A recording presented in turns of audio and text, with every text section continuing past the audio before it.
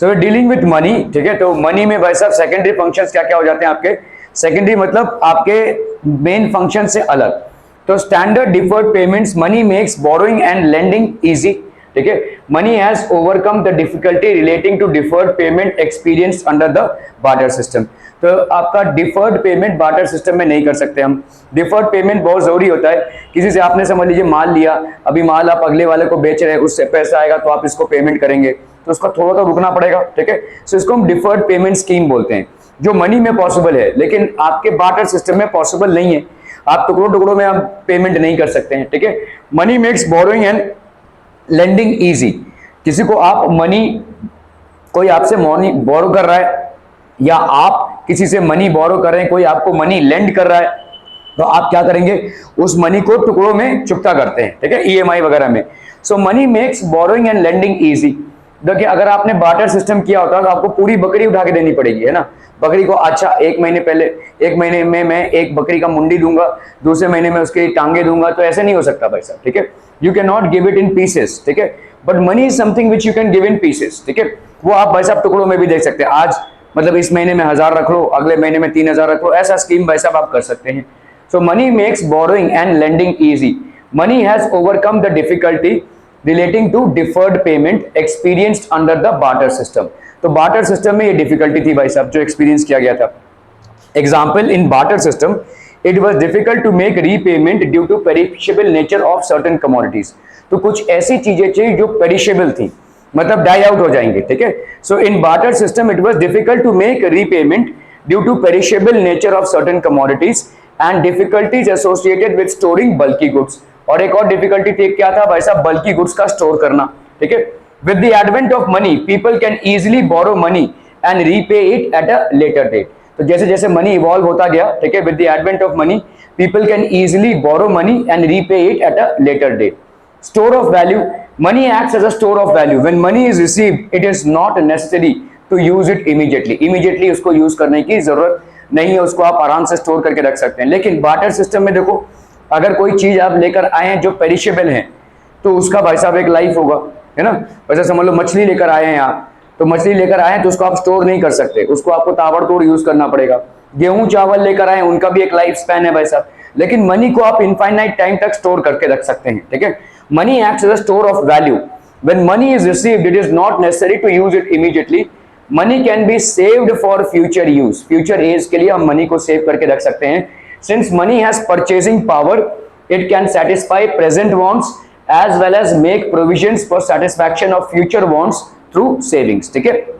तो हमारे जो प्रेजेंट के वॉन्ट्स हैं उनको भी हम फुलफिल कर सकते हैं, प्लस फ्यूचर वॉन्ट्स को भी हम फुलफिल कर सकते हैं, ठीक है। तो अभी आप अगर बार्टर सिस्टम में कोई चीज लेकर आते हैं, आप उसका एक्सचेंज कर सकते हैं, लेकिन ताबड़तोड़ करना पड़ेगा। तो आप सिर्फ प्रेजेंट वॉन्ट्स को ही बार्टर सिस्टम में फुलफिल कर सकते हैं, फ्यूचर वॉन्ट्स को नहीं। You cannot basically fulfill future wants, ठीक है। So money can be saved for future use. Since money has purchasing power, it can satisfy present wants as well as make provision for satisfaction of future wants through savings. According to Lord J.M. Keynes, money is a link between the present and the future. तो money एक link है present और future के बीच में। Transfer of value. With the development of trade and commerce, it becomes necessary to transfer value from one person to another and from one place to another. एक जगह से दूसरे जगह ट्रांसफर करना भाई साहब आपका इजी हो जाता है, ठीक है। With the development of trade and commerce, trade and commerce इस कदर डेवलप हुआ है, it becomes necessary to transfer value from one person to another and from one place to another. This transfer of value is possible only because of money, ठीक है। सिर्फ money की वजह से। जैसे समझो आज की तारीख में आपने प्रॉपर्टी खरीदी, तो बेसिकली आपने प्रॉपर्टी खरीदी कैसे, पैसों से खरीदी, तो प्रॉपर्टी आपके नाम पे ट्रांसफर हो गया क्योंकि आपने पैसे दिए, ठीक है। Because you basically paid money, the property were transfer to your name. With the development of trade and commerce it becomes necessary to transfer value from one person to other. एक flat जो आज किसी का था उसने बेच दिया, किसी दूसरे का हो गया, तो ट्रांसफर हो गया भाई साहब, and from place to another. This transfer of value is possible only because of money.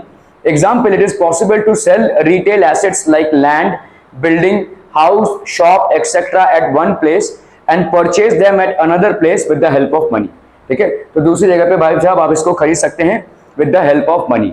Contingent functions, according to professor Kinley, in the modern period money plays an important role almost in all economic transactions, ठीक है। Measurement of national income, national income जो aggregate income है, monetary value of all final goods and services which are produce in an economy during an year. ठीक है, एक साल में जितना भी आपका प्रोडक्शन हुआ है उसका मॉनेटरी वैल्यू है। तो आप एक देश की तरक्की हो रही है या नहीं उसका आप कैसे अनुमान लगा सकते हैं, देश में कितना मनी प्रोड्यूस हुआ है in terms of goods and services। ठीक है, so national income is the aggregate monetary value of all final goods and services which are produced in an economy during a year। ठीक है, it is measured in terms of money।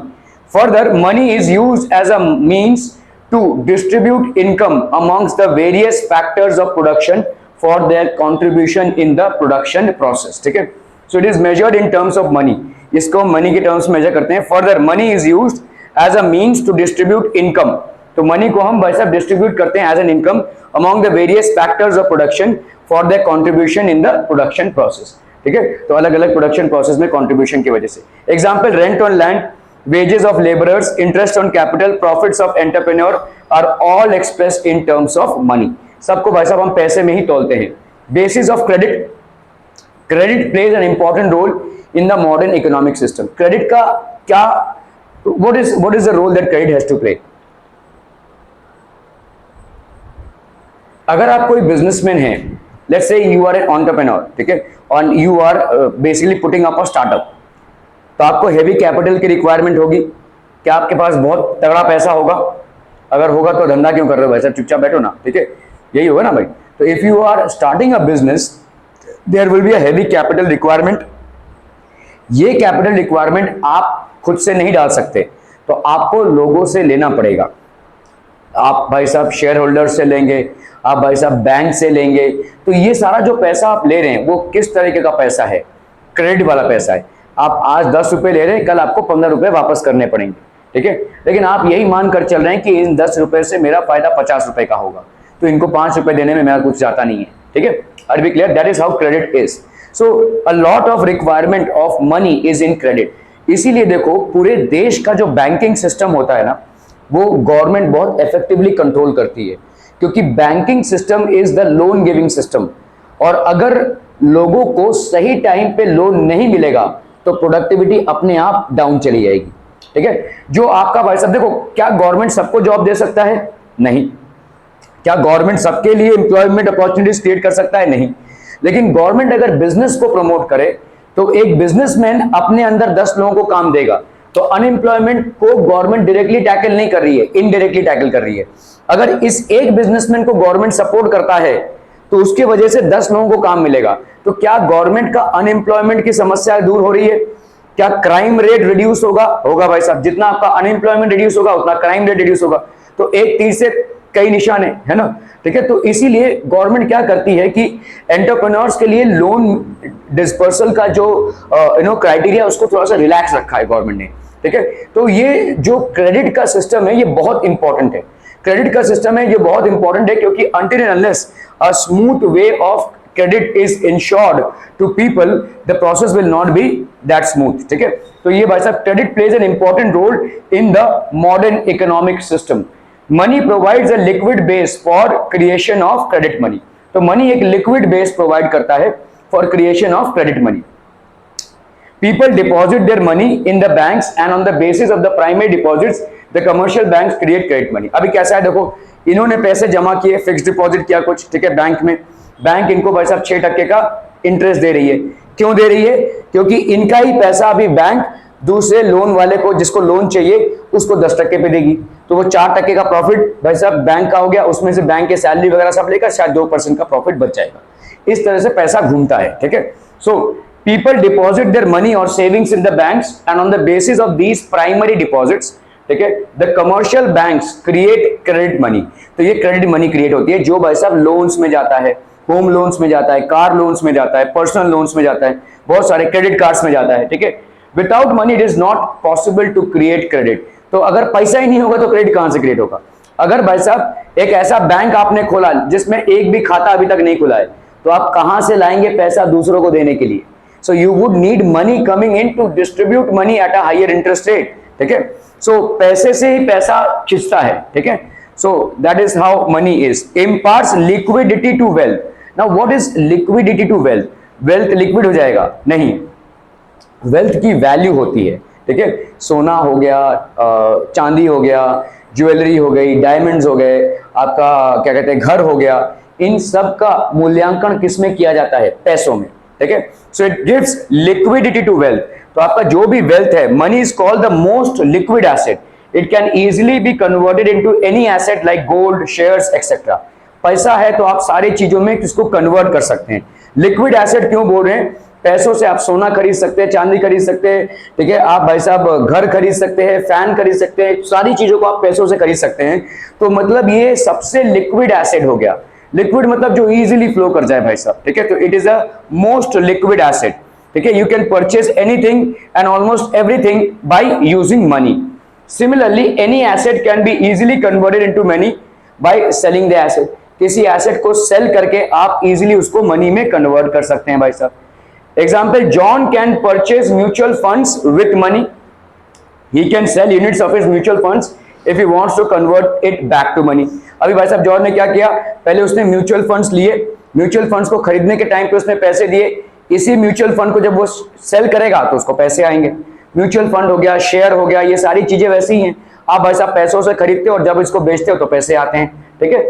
So imparts liquidity to wealth, ठीक है। Estimation of macro economic variables. देखो micro economic होता है और एक होता है मैक्रो इकोनॉमिक। माइक्रो इकोनॉमिक मतलब छोटे से रीजन पे या आपका घर का बजट, वो आता है माइक्रो इकोनॉमिक में। मैक्रो इकोनॉमिक मतलब बहुत स्तरीय, बहुत बड़े स्तर पे जब आप इकोनॉमिक्स को डील करते हैं। किसी स्टेट के लेवल पे जब आप इकोनॉमिक्स को डील कर रहे हैं, किसी कंट्री के लेवल पे जब आप इकोनॉमिक्स को डील कर रहे हैं, these are basically macro economic factors, ठीक है। सो मैक्रो इकोनॉमिक वेरिएबल्स क्या क्या हो जाएंगे? जैसे आपका gross domestic product, gross national product, total savings, total investment etc. can be estimated in monetary terms. इनको हम भाई साहब मॉनेटरी टर्म्स में तौल सकते हैं और इससे भाई साहब देश का एक्चुअल में मॉनेटरी वैल्यू में डेवलपमेंट हुआ है कि नहीं वो हम जान सकते हैं, ठीक है। Money also facilitates government tax collection, preparation of budget etcetera. तो इससे भाई साहब ये सारी चीजें बढ़ती हैं, टैक्स कलेक्शन बढ़ता है, ठीक है, प्रिपरेशन ऑफ बजट, ठीक है। Concept of black money. Black money क्या होता है? Black money is any money which is received in cash but not accounted for and on which tax is not paid to the government. ये एक झोल का पैसा है, ठीक है। ब्लैक मनी मतलब होता कैसा है? और ब्लैक मनी चल रहा है, जैसे समझ लो भाई साहब मैं सम्मैक से कोई प्रॉपर्टी खरीद रहा हूँ, ठीक है। अभी उसकी प्रॉपर्टी भाई साहब 1 करोड़ की है। अगर मैं बेसिकली 1 करोड़ रुपए देकर वो प्रॉपर्टी खरीदता हूं तो मुझे एक बड़ा अच्छा खासा टैक्स का अमाउंट लगेगा, ठीक है। तो मैं सम्यक को बोलता हूं कि भाई साहब एक काम कर, तो जो एग्रीमेंट बना रहे हो ना वो 70 लाख का बनाओ, 30 लाख का मैं तुम्हें कैश देता हूं, 30 लाख का मैं तुम्हें कैश देता हूं, 70 लाख का एग्रीमेंट बनाओ। इस 70 लाख पे मेरे को टैक्स लगेगा, ठीक है, तो मैं भर दूंगा वो 70 लाख का टैक्स। 30 लाख इसको जो मिलना था वो मिल गया, मेरे को टैक्स बचाने थे मुझे बचा लिए, ठीक है। तो मैं बोल रहा हूँ, तो ये भी तो हो सकता है कि भाई साहब मैं 50 लाख पे करूँ, नहीं तब पे फंस जाऊंगा। कोई गवर्नमेंट का ऑफिशियल आएगा और बोलेगा भाई साहब ये इतनी बड़ी प्रॉपर्टी भाई साहब 70 लाख में कैसे लिखी, ठीक है, तो वो पकड़ा जा सकता है। तो इसलिए हम ज्यादा भी डाउन नहीं कर सकते। लेकिन 20 लाख पे मैंने अपने टैक्स, सॉरी 30 लाख पे मैंने अपने टैक्स बचा लिए भाई साहब, ठीक है। तो ऐसा बहुत सारा डीलिंग होता है जो ब्लैक में होता है, ठीक है। और ये गवर्नमेंट को भी मालूम है ये हो रहा है, ठीक है। Government also knows about these things. अभी कितने लेवल पे क्या करें, ठीक है, लेकिन हाँ जब बड़ा झोल होता है तो गवर्नमेंट पकड़ लेगी, ठीक है। तो ये सब छोटा मोटा झोल होता ही रहता है। लोग अगर टैक्स को बचा रहे तो ये सब सारे काम करते ही रहते हैं। तो these are basically black money. Black money वो मनी होती है, आप स्कूल में जाते हैं, स्कूल में आपने एडमिशन लिया था, किन किन चीजों का पैसा भरा है आपने? फीस भरते हैं और क्या भरते हैं? डोनेशन है, देखो डोनेशन। और क्या भरते हैं? एक होता है भाई साहब आपका एडमिशन फीस, एक होता है आपका डोनेशन। डोनेशन आप कैसे भरते हैं? चेक से भरते हैं, कैश से, ठीक है। तो ये डोनेशन कहाँ जाता है? ये डोनेशन अनअकाउंटेड मनी है, ठीक है। आप जो भी फीस में भर रहे हैं या जो भी आप भाई साहब जिसका आपको रिसिप्ट मिल रहा है, ठीक है, जो आपका भाई साहब आप चेक से भरते हैं, वो सारा भाई साहब आपका अकाउंटिंग में जाता है। उस पर आपका जो भी टैक्स उनको भरना रहता है वो भरना पड़ेगा। डोनेशन में भाई साहब आपको अलग से पैसा भरना पड़ता है और ये अकाउंटिंग में नहीं जाती है। तो ये स्कूल के लिए क्या हो गया? Black money. जिस पैसे का कोई हिसाब किताब नहीं है, सिर्फ अंडरस्टैंडिंग है, उसको हम बोलेंगे ब्लैक मनी, ठीक है। That is called basically black money. So black money is any money which is received in cash but not accounted for and on which tax is not paid to the government, government को हम उसमें tax नहीं दे रहे हैं, ठीक है, that is called black money. In simple words it is unaccounted and tax evaded income. तो बहुत छोटे मतलब एकदम सीधे साफ लफ्जों में अगर हम बोलें तो ये टैक्स इवेडेड इनकम है, इसमें हम अपना टैक्स बचा रहे हैं, टैक्स इवेजन बचा रहे हैं, ठीक है। सोर्स इसका क्या हो जाएगा भाई साहब, black money can be earn through both legal and illegal means. Legal mean से भी हम ब्लैक मनी कमा सकते हैं और इलीगल मीन से भी। लीगल मतलब हमने भाई साहब जो कॉन्ट्रैक्ट है वो दिखाया 70 लाख का, एक्चुअली कॉन्ट्रैक्ट भाई साहब सेल हुआ है 1 करोड़ में, ठीक है, तो ये आपका लीगल हो जाता है, ठीक है। Legal example wise selling a plot, landowner asks for certain amount of cash in addition to the actual agreement value from the buyer। तो इसीलिए मैं बोल रहा हूं कि बायर अपना टैक्स बचा रहा है और सेलर भी, क्योंकि जितने हायर अमाउंट पे वो सेल करेगा प्रॉपर्टी को उतना ही हायर अमाउंट ऑफ टैक्स भी उसको भरना पड़ेगा। बायर भी वैसा ही है भाई साहब, जितने हायर अमाउंट पे वो परचेस कर रहा है उतने हायर अमाउंट का टैक्स उसको भरना पड़ेगा, ठीक है। तो इसमें क्या हो जाती है, दोनों की मांडोली हो जाती है, भाई साहब तू मेरे को 70 लाख चेक में दे और 30 लाख भाई साहब आप इसमें दो। हालांकि पूरा भी वो कैश में दे सकता है, लेकिन पूरा कैश में देने जाएगा तो प्रॉब्लम हो जाएगा, ठीक है, कि भाई देखो अच्छा अगर मैं बोलूं कि पूरा का पूरा 1 करोड़ ही मैं इसको अगर कैश में दे रहा हूं, बैंक से उठाया और मैंने इसको दिया, तो क्या ये हो सकता है? क्यों नहीं हो सकता? इसमें तो पैसा दोनों का ही पैसा बच जाएगा। कैसे समझ जाएगा? तुमको मैंने 1 करोड़ का कैश दिया, कौन समझेगा? नहीं, बैंक में तुम डालोगे तो समझेगा ना, बैंक में तुम डाल ही नहीं रहे हो, चलो अब बताओ कैसे समझेगा? या बैंक में तुमने डाला भी तो ऐसे छुट्टे पुट्टे में डाला, कभी 10 लाख भरा, कभी 20 लाख भरा, ऐसा भरा, कैसे समझ जाएगा फिर? नहीं नहीं, मैं बोल रहा हूं कि क्या ये हो सकता है कि मैं इसको 1 करोड़ रुपए पूरा कैश में दूं? क्या ये हो सकता है प्रॉपर्टी सेलिंग में? नहीं हो सकता। क्यों? क्योंकि प्रॉपर्टी ट्रांसफरेबल होगी, मतलब इसकी प्रॉपर्टी अभी मेरे नाम की होगी और वो होगा रजिस्ट्रेशन ऑफिस में। रजिस्ट्रेशन ऑफिस में अगर होगा तो वो गवर्नमेंट रिकॉर्ड पे चढ़ेगा, गवर्नमेंट रिकॉर्ड पे अगर चढ़ेगा तो पैसा किधर गया? इस सेल का पैसा किधर है? ठीक है, इसके बैंक अकाउंट में आया नहीं, मेरे बैंक अकाउंट से कुछ डेबिट हुआ नहीं, तो पैसा किधर गया? ठीक है, तब गवर्नमेंट भाई साहब तब पकड़ा जाएगा ये, ठीक है। अगर भाई साहब 1 करोड़ का प्रॉपर्टी ये 70 लाख का दिखाकर बेच रहा है तो शायद ना पकड़ा जाए, या शायद किसी की नजर ना जाए, चलो यार हुआ, और मालूम है गवर्नमेंट को कि ये होता रहता है, ठीक है। 1 करोड़ का प्रॉपर्टी भाई साहब ये 70 लाख में मुझे बेच रहा है, 30 लाख पे इसने अपने टैक्स बचा लिया और मैंने भी, ठीक है, तो गवर्नमेंट ये जानती है ये हो रहा है, झोल हो रहा है ये। लेकिन भाई साहब पूरा का पूरा झोल नहीं हो सकता, क्योंकि एग्रीमेंट आपका बन रहा है ना भाई साहब, रजिस्टर ऑफिस में दोनों को जाकर साइन करना पड़ेगा, वो गवर्नमेंट ऑफिस है, उसमें सारा आधार कार्ड, पैन कार्ड, आपका फोटो, सब कुछ, और उसमें विटनेस भी आएगा। तो ये डीलिंग जो हो रही है उसका रिकॉर्ड किधर है? जो पैसे का लेन देन हुआ उसका रिकॉर्ड किधर है? ठीक है, so that is something that will not happen. हाँ, अगर रिश्तेदारी में कुछ हो रहा है, मेरे पापा ने प्रॉपर्टी मेरे नाम कर दी है, that is a different issue, वो रिश्तेदारी में हो रही है, ठीक है, उसका कोई लेना देना नहीं है, क्योंकि उस प्रॉपर्टी में वो रहते थे, अभी मैं रह रहा हूं, तो that is okay. But when you are talking about 2 different parties, then it's a different issue all together, ठीक है। Black money can be earn through both legal, तो ये वाला जो वाइल सेलिंग अ प्लॉट है, the owner asks for certain amount of cash in addition to the actual agreement because both are saving their money on tax, ठीक है। Owner seller भी और buyer भी, ठीक है।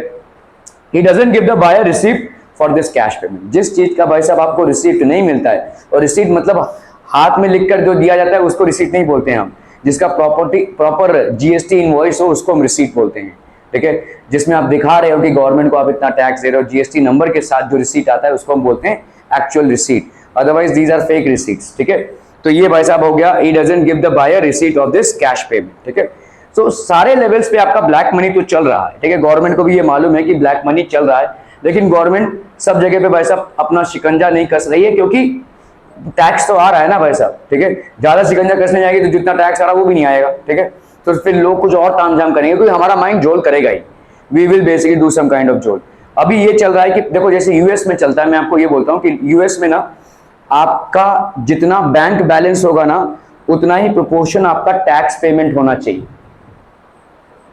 अगर आपने नहीं किया तो ऑटोमेटिकली आपके बैंक से उठ जाएगा, ठीक है। गवर्नमेंट भाई साहब आपके बैंक से ऑटोमेटिकली विड्रॉ कर ली, कम से कम हमारे देश में वो तो नहीं है, ठीक है। हम झोल झाल तो कर सकते हैं, लेकिन यूएस में तो भाई साहब आपका जितना अमाउंट है बैंक में उसके प्रोपोर्शनेटली आपको टैक्स जमा होना चाहिए।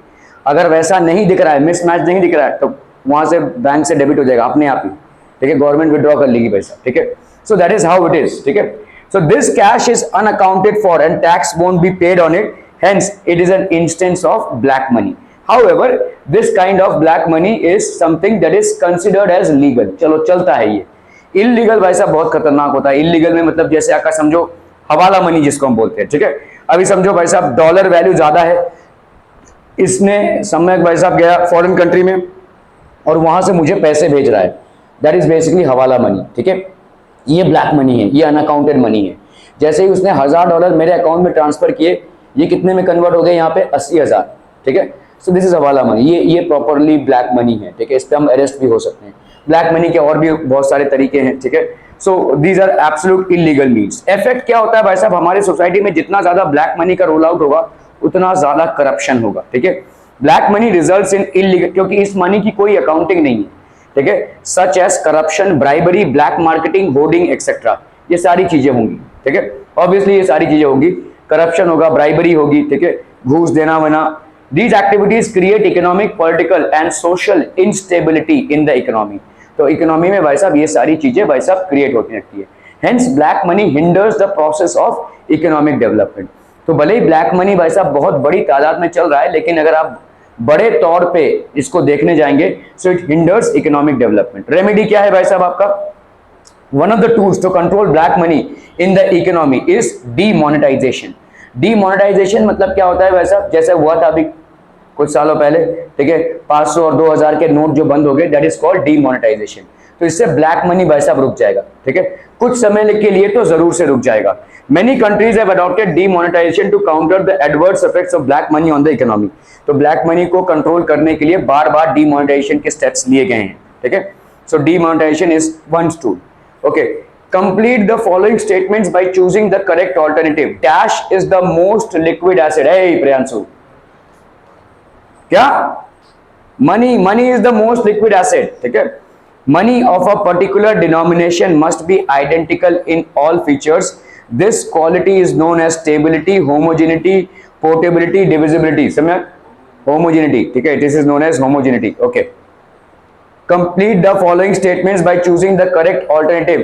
Dash is unaccounted and tax evaded income. Prachiti, black money is unaccounted and tax evaded income. Dash is one of the ways to control black money. अभी पढ़ा ना हमने, ब्लैक मनी को क्या करते हैं कंट्रीज ज्यादा करके, डीमोनेटाइजेशन, आई एम सॉरी, ठीक है. Divisibility is to smaller denomination as dash to easy to carry from one place to another. Portability, ठीक है. डिविजिबिलिटी होती है भाई साहब स्मॉलर डिनोमिनेशन. डिविजिबिलिटी मतलब एक जो बड़ा मनी है उसको हम छोटे छोटे पार्ट्स में डिवाइड कर सकते हैं इजीली.